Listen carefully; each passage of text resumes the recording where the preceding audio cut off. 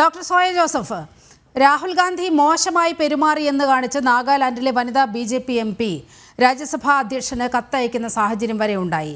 ഇന്ന് നോക്കൂ, ശ്രീ KV രാജശേഖരൻ ചൂണ്ടിക്കാട്ടിയതുപോലെ അബദ്ധത്തിൽ സംഭവിച്ച ഒരു കാര്യമാണ് എങ്കിൽ പ്രതാപ് ചന്ദ്ര സാരംഗി അവിടെ വീണ് കിടക്കുമ്പോൾ ഒരു ജനാധിപത്യ മര്യാദയനുസരിച്ച് അദ്ദേഹത്തിൻ്റെ അടുത്ത് പോയി ഒന്ന് മാപ്പ് പറഞ്ഞിരുന്നെങ്കിൽ രാഹുലിൻ്റെ വ്യക്തിത്വം എത്രയോ ഉയർന്നു നിൽക്കുമായിരുന്നു. നോക്കൂ, അവിടെ നിന്ന് അദ്ദേഹം അവിടെ ഒന്ന് നോക്കി ഒരക്ഷരം പോലും മിണ്ടാതെ തിരിഞ്ഞു നടക്കുന്ന രാഹുലിനെയാണ് നമ്മൾ കണ്ടത്, ദൃശ്യങ്ങളിൽ കണ്ടത്. വളരെ കൃത്യമായി രാഹുൽ പറയുന്നുണ്ട്, BJP MP-യെ എനിക്ക് തള്ളിയിടേണ്ടി വന്നു, അങ്ങനെ സംഭവിച്ചതാണ്. ഈ അക്രമത്തിൻ്റെ കാരണം വളരെ കൃത്യമായി രാഹുൽ പിന്നീട് മാധ്യമങ്ങളോട് സംസാരിക്കുകയും ചെയ്തു.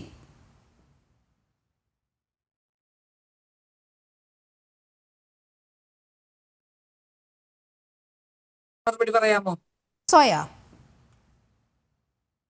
മറുപടി പറയാലോ? പറയാം.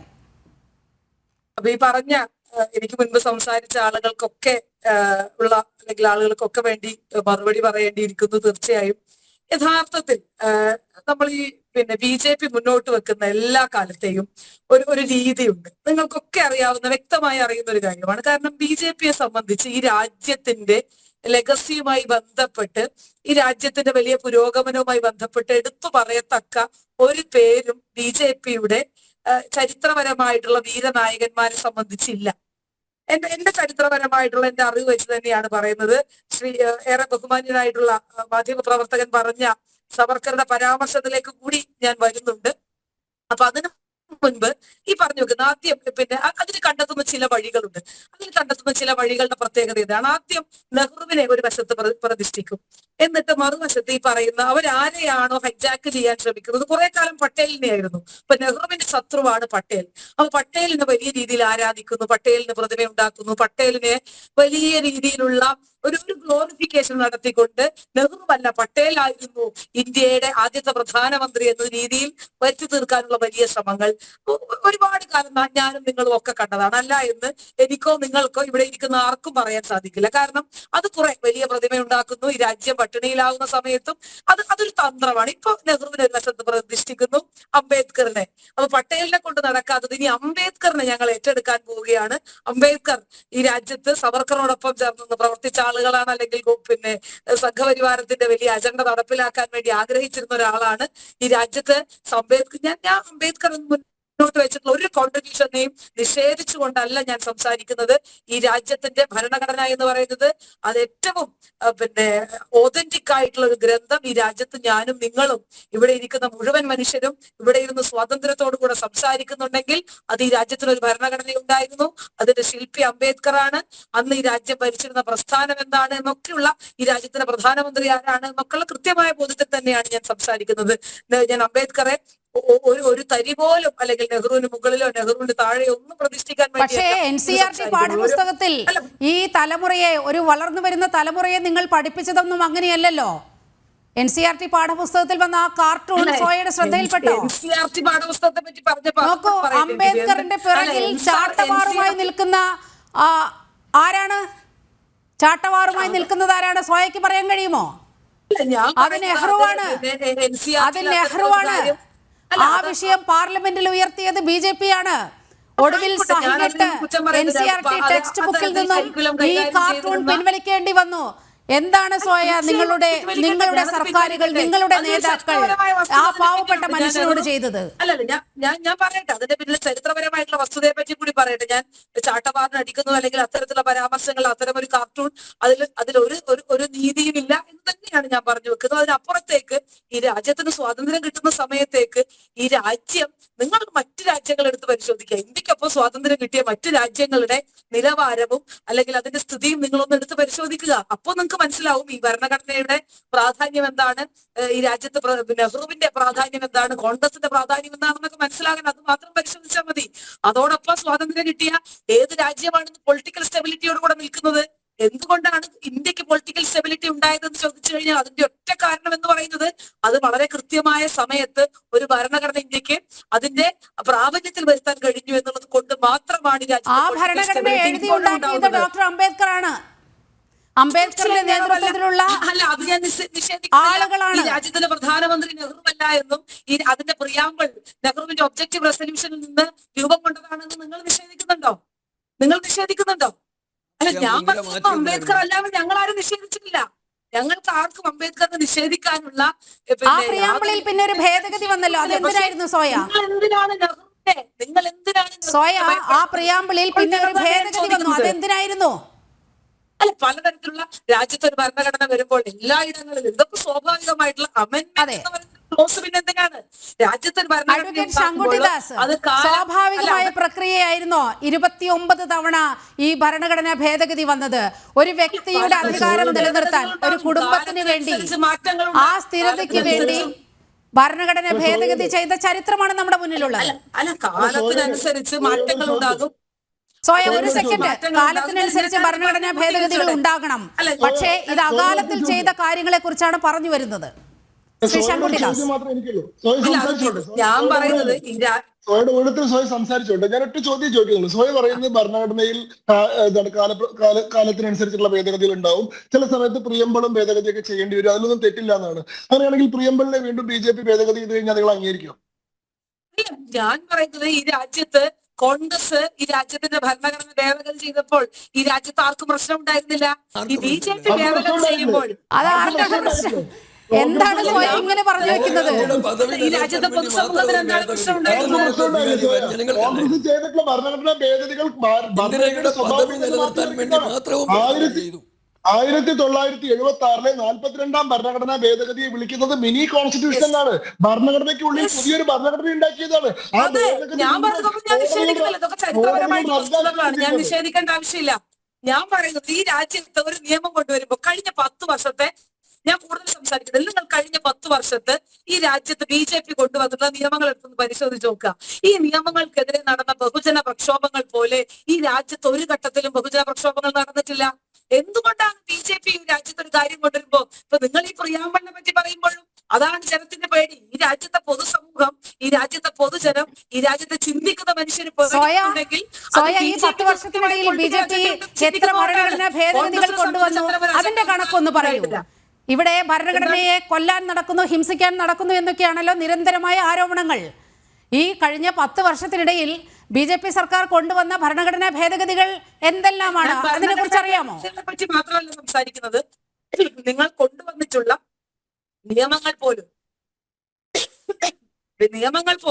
വളരെ കൃത്യമായ നിയമങ്ങൾ പോലും, അത് കർഷകരുമായി ബന്ധപ്പെട്ടതാവട്ടെ, അത് പൗരത്വ പ്രതിഷേധവുമായി അല്ലെങ്കിൽ പൗരത്വവുമായി ബന്ധപ്പെട്ടതാവട്ടെ, അതിനുശേഷം ഉണ്ടായിട്ടുള്ള കാര്യങ്ങളൊക്കെ ആവട്ടെ, ഞാൻ പറയുന്ന ഒരു ബില്ല് അവതരിപ്പിക്കുമ്പോഴേക്കും പൗരത്വ ഭേദഗതി കൊണ്ടുവന്നുകൊണ്ട് ഈ രാജ്യത്ത് നിന്നും എത്ര ന്യൂനപക്ഷ വിഭാഗക്കാർ ആട്ടിയോടിക്കപ്പെട്ടു? അതിന്റെ കണക്കൊന്ന് പറയാമോ? അതായിരുന്നല്ലോ നിങ്ങൾ മുന്നോട്ട് വെച്ച ഏറ്റവും വലിയ വാദഗതി. അല്ല, പൗരത്വ നിയമം മാത്രമല്ല, അതിന് 2 ഘടകങ്ങളുണ്ടല്ലോ. ഈ നാഷണൽ രജിസ്റ്റർ എന്ന് പറയുന്ന മറ്റൊരു സാധനം കൂടിയുണ്ട്. അപ്പൊ ഇത് രണ്ടുമായി ബന്ധപ്പെട്ട് നിൽക്കുമ്പോഴാണ് ഇതിൽ അപകടം ഉണ്ടാകുക എന്നുള്ളത് വളരെ കൃത്യമായി മുഴുവൻ ഇത് നൽകുക എന്നുള്ളത് മാത്രമല്ലല്ലോ, അതിൽ വളരെ കൃത്യമായി തന്നെ രജിസ്റ്റർ ഉണ്ടാക്കുമ്പോൾ അതിൽ ആരൊക്കെയാണ് പുറത്താവുക എന്നുള്ളതും കൂടെ വലിയ വിഷയം തന്നെയാണ്. അപ്പൊ അത്തരത്തിൽ അത് കൂട്ടിച്ചേർത്ത് വായിക്കുമ്പോൾ എന്തിനാണ് ഈ രാജ്യത്തെ മനുഷ്യരെ നിങ്ങൾ അസ്വസ്ഥരാക്കുന്നത്? എന്തോ പറയാനുണ്ട്, ഒരു സെക്കൻഡ്. ഞാൻ ഒരൊറ്റ കാര്യം കൂടി പറഞ്ഞ് അവസാനിപ്പിക്കാം.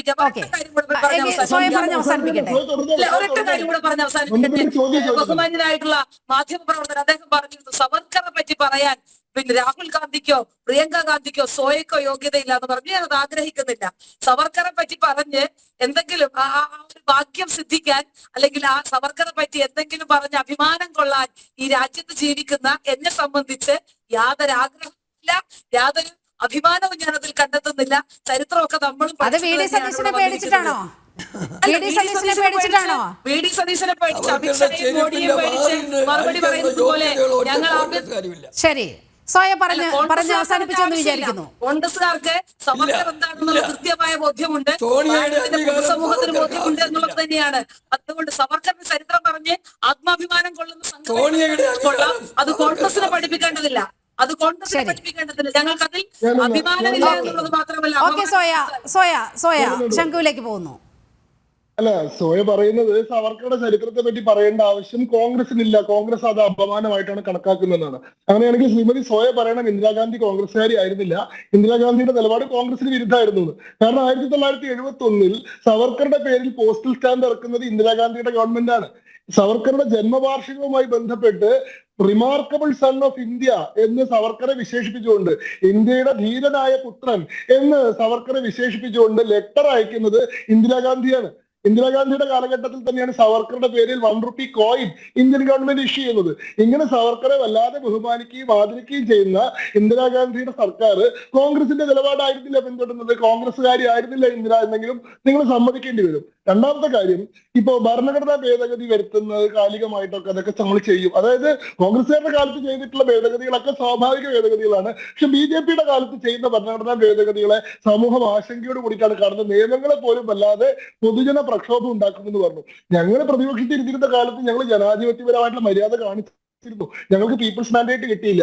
നിയമം ഉണ്ടാക്കാനുള്ള അധികാരം, നിയമനിർമ്മാണ സഭയിൽ ഇരിക്കാനുള്ള അധികാരം കോൺഗ്രസിനാണ് ജനങ്ങൾ കൊടുത്തത്. കൂടുതൽ അംഗങ്ങൾ അവർക്കാണ് കിട്ടിയത്. അതുകൊണ്ട് നിയമം ഉണ്ടാക്കുന്ന പണി അവർ ചെയ്യട്ടെ, അവരുടെ പോളിസി. ശരിയല്ലാതെ തോന്നുന്ന കാര്യങ്ങൾ പ്രതിപക്ഷത്തിന് പറയേണ്ടതുണ്ടല്ലോ. അതിനെ തെരുവിൽ കലാപം നടത്തിയിട്ടല്ല നേരിടുന്നത് എന്നുള്ളത് ജനാധിപത്യ ബോധം ഞങ്ങൾക്കുണ്ടായിരുന്നു. നിങ്ങൾക്കതില്ല. നിങ്ങൾ ഏതൊരു വിഷയത്തെയും തെരുവിൽ കലാപം നടത്തുന്നത് ശരി. ഞാനൊരു കാര്യം മാത്രം സോയയോട് ചോദിക്കാം. സോയ ഭരണഘടനാ ഭേദഗതിയെ പറ്റിയൊക്കെ പറഞ്ഞുകൊണ്ടാണ് നമ്മളിപ്പോ പാർലമെന്റിൽ ചർച്ച ചെയ്യുന്നത് 129ാം ഭരണഘടനാ ഭേദഗതിയാണ്. അങ്ങേക്ക് അറിയാമായിരിക്കും. അതായത് ഈ രാജ്യത്തെ ഭരണഘടന ഇതിനോടകം തന്നെ ആർട്ടിക്കിൾ 368 പ്രൊവിഷൻ പ്രകാരം 129 തവണ ഭേദഗതികൾ ചെയ്തിട്ടുണ്ട്. അതിൽ തന്നെ 2:3 സ്പെഷ്യൽ മെജോറിറ്റിയും 50% ഓഫ് സ്റ്റേറ്റ്സിന്റെ റാറ്റിഫിക്കേഷനും വേണ്ട ഏതാണ്ട് 106 ഭരണഘടനാ ഭേദഗതികൾ ഉണ്ടായിട്ടുണ്ട്. ഈ ഭരണഘടനാ ഭേദഗതികളിൽ 84 ഭരണഘടനാ ഭേദഗതികൾ ഉണ്ടാക്കിയത് കോൺഗ്രസിന്റെ കാലത്താണ്. BJPയുടെ കാലത്ത് ആകെ 1999 മുതൽ 2004 വരെ എടുത്താലും 2014 മുതൽ 2024 വരെ എടുത്താലും ആകെ 7 ഭരണഘടനാ ഭേദഗതികളാണ് BJP സർക്കാരുകൾ ചെയ്തിട്ടുള്ളത്. ഏറ്റവും കൂടുതൽ ഭരിച്ചിട്ടുള്ളത് BJP ഭരിച്ചിട്ടുള്ളത് വളരെ കുറവ് സമയമാണ്. ഈ ഭരണഘടനാ ഭേദഗതികൾ ഏതൊക്കെയാണെന്ന് ഞാൻ പറയാം. BJPയുടെ ആദ്യത്തെ ഭരണഘടനാ ഭേദഗതി എന്ന് പറയുന്നത് ജുഡീഷ്യൽ കമ്മീഷൻസ് അപ്പോയിന്റ്മെന്റ് ബില്ലാണ്. ജഡ്ജിമാരുടെ നിയമനവുമായി ബന്ധപ്പെട്ട് ഭരണഘടനയുടെ ഒറിജിനൽ പൊസിഷനിലേക്ക് റിവേർട്ട് ചെയ്യാൻ. ഭരണഘടന നിലവിൽ വന്ന സമയത്ത് ജഡ്ജിമാരെ തന്നെ അപ്പോയിന്റ് ചെയ്യുന്ന കൊളീജിയം സിസ്റ്റം ഉണ്ടായിരുന്നില്ല. അത് പിന്നീട് സുപ്രീം കോടതി തന്നെ 3 ജഡ്ജസ് കേസ് എന്ന് പറയുന്ന കേസിലൂടെ സ്വയമേവ സ്ഥാപിച്ചതാണ്. ലോകത്ത് എവിടെയില്ലാത്തതുപോലെ ഇൻഡിപെൻഡൻസ് ഓഫ് ജുഡീഷ്യറി സംരക്ഷിക്കണമെങ്കിൽ ജഡ്ജിമാരെ തന്നെ നിയമിക്കുന്ന വ്യവസ്ഥ വേണം എന്ന് പറഞ്ഞ സംവിധാനം. ഇതിനെ റിവേർട്ട് ചെയ്തുകൊണ്ട് ഒറിജിനൽ പൊസിഷനിലേക്ക് പോകാൻ രാജ്യം ഭരിക്കുന്ന ഭരണാധികാരികളും പ്രതിപക്ഷ അംഗങ്ങളും സുപ്രീം കോടതിയിലെ ജഡ്ജിമാരും ഒക്കെ ഉൾപ്പെടുന്ന ഒരു സംവിധാനം ജുഡീഷ്യൽ കമ്മീഷൻസ് അപ്പോയിന്റ്മെന്റ് കമ്മിറ്റി എന്ന് പറയുന്നത്, ജുഡീഷ്യൽ അപ്പോയിന്റ്മെന്റ്സ് കമ്മിറ്റി എന്ന് പറയുന്ന ഒരു കമ്മിറ്റി രൂപീകരിക്കാനാണ് ആദ്യത്തെ ഭരണഘടനാ ഭേദഗതി ഉണ്ടാക്കിയത്. പിന്നീട് അത് 2016 സുപ്രീം കോടതി അസാധുവാക്കി. അതാണ് BJPയുടെ ആദ്യത്തെ ഭരണഘടനാ ഭേദഗതി. രണ്ടാമത്തെ GST ബില്ലുമായി ബന്ധപ്പെട്ടാണ്, ഗുഡ്സ് ആൻഡ് സർവീസസ് ടാക്സ് 2017. അതേപോലെ തന്നെ NCBC, national commission for backward classes ഒരു സ്റ്റാറ്റ്യൂട്ടറി ബോഡി മാത്രമായിരുന്നു. അതിനെ ഒരു കോൺസ്റ്റിറ്റ്യൂഷണൽ ബോഡിയാക്കി മാറ്റിക്കൊണ്ടാണ് 2017 ഭരണഘടനാ ഭേദഗതി. പിന്നീട് ഉണ്ടായത് EWS ആണ്, എക്കണോമിക്കലി വീക്കർ സെക്ഷൻസിന് വേണ്ടിയിട്ട്, സാമ്പത്തികമായിട്ട് പിന്നോക്കം നിൽക്കുന്ന വിഭാഗത്തിന് കൂടി 10% സംവരണത്തിന്റെ ആനുകൂല്യം കൊണ്ടുവരാൻ വേണ്ടി 2019 ഭരണഘടനാ ഭേദഗതി. അതേപോലെ തന്നെ SC/ST വിഭാഗങ്ങൾക്ക് ഉണ്ടായിരുന്ന സംവരണം 10 വർഷം കൂടി എക്സ്റ്റെൻഡ് ചെയ്യാൻ വേണ്ടി 2019, അതായത് ഭരണഘടന ഒറിജിനലി നിലവിൽ വന്ന സമയത്ത് 10 വർഷത്തേക്കാണ് നമ്മളത് വെച്ചിരുന്നത്. പിന്നീട് ഓരോ 10 വർഷം കൂടുമ്പോഴും സർക്കാരുകൾ ഇത് നീട്ടി കൊണ്ടുപോകാറാണ്. BJPയുടെ കാലഘട്ടത്തിലും അങ്ങനെ എക്സ്റ്റൻഷൻ കൊടുത്തിട്ടുണ്ട്. 2019 നമ്മൾ SC/ST റിസർവേഷൻ 2029 വരെ നീട്ടാൻ വേണ്ടി ഭരണഘടന വീണ്ടും ഭേദഗതി ചെയ്തു. പിന്നെ സ്റ്റേറ്റുകൾക്കും അതേപോലെ തന്നെ യൂണിയൻ ടെറിട്ടറികൾക്കും OBC ലിസ്റ്റ് സ്വന്തമായിട്ട് തിരുത്തൽ വരുത്താൻ ഇടക്കാലത്ത് കോൺഗ്രസ് സർക്കാരിന്റെ കാലഘട്ടത്തിൽ മാറ്റം വരുത്തിയിരുന്നു. OBC ലിസ്റ്റ് നിശ്ചയിക്കുന്നതിൽ സംസ്ഥാനങ്ങൾക്ക് അധികാരമില്ല, സെൻട്രലി ആണ് അത് ഡിസൈഡ് ചെയ്യാന്ന് വന്നിരുന്നു. അത് മാറ്റം വരുത്തിക്കൊണ്ട് OBC ലിസ്റ്റുകളിൽ പരിവർത്തനം ചെയ്യാനും കൂടുതൽ സമൂഹങ്ങളെ ആഡ് ചെയ്യാനുള്ള അധികാരം സംസ്ഥാനങ്ങൾക്ക് തന്നെ കൊടുത്തുകൊണ്ട് ഈ ലിസ്റ്റ് അപ്ഡേറ്റ് ചെയ്യാൻ വേണ്ടി സ്റ്റേറ്റുകൾക്കും യൂണിയൻ ടെറിട്ടറികൾക്കും അധികാരം കൊടുത്തുകൊണ്ട് 2021 ഭരണഘടനാ ഭേദഗതി.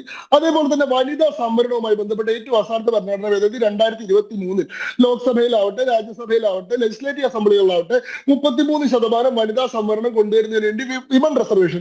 ഇങ്ങനെ 7 ഭരണഘടനാ ഭേദഗതികളാണ് BJPയുടെ സർക്കാരിന്റെ കാലത്ത് ഉണ്ടാക്കിയിട്ടുള്ളത്. ഇതിൽ ഏതെങ്കിലും ഒന്ന് ഭരണഘടനയുടെ ബേസിക് സ്ട്രക്ചറിനെ വയലേറ്റ് ചെയ്യുവോ, രാജ്യത്തെ പൊതുജനങ്ങളുടെ താല്പര്യത്തിന് വിരുദ്ധമായതോ, ഭരണഘടനയുടെ മൗലിക സ്വഭാവത്തെ അട്ടിമറിക്കുന്നതോ ആണോ? എന്നാൽ കോൺഗ്രസിന്റെ കാലത്ത് ഉണ്ടായിട്ടുള്ള ഭരണഘടനാ ഭേദഗതി ഞാൻ പറയാം.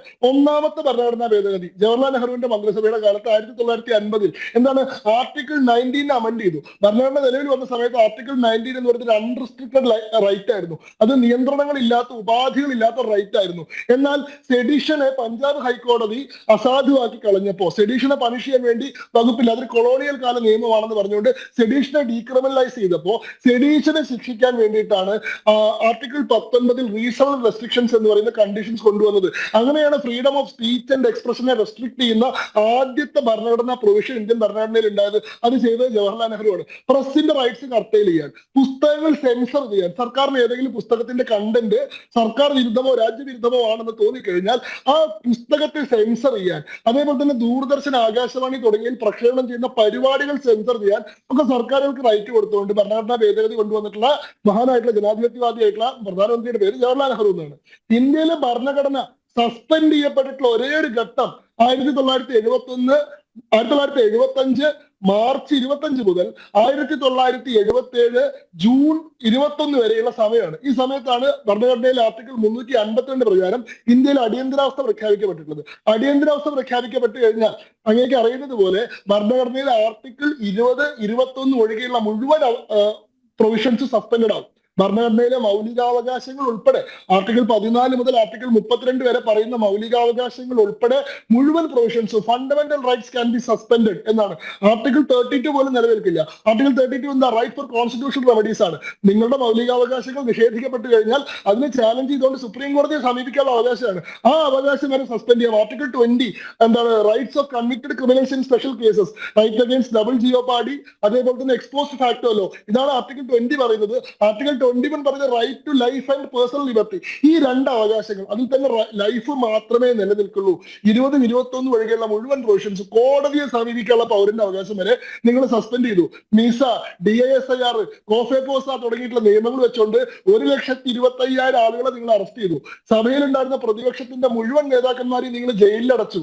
നിങ്ങൾ നിർബന്ധിത വന്ധ്യംകരണം എന്നുള്ള പേരിൽ 83 ലക്ഷം ആൾക്കാരെ, 17 വയസ്സുള്ള കുട്ടി മുതൽ 70 വയസ്സുള്ള വൃദ്ധനെ വരെ നിർബന്ധപൂർവ്വം പിടിച്ചുകൊണ്ടേട്ട് വന്ധ്യംകരണം നടത്തി. ഡൽഹിയിലും ബോംബെയിലുമായിട്ട് ചേരി നിർമ്മാർജ്ജനത്തിന്റെ പേരിൽ 1.5 ലക്ഷം പാവപ്പെട്ടവന്മാരുടെ കുടിലുകൾ നിങ്ങൾ ഇടിച്ചു നിരത്തി. അതിനിടയിൽ കിടന്ന ആയിരക്കണക്കിന് ആളുകൾ മരിച്ചു.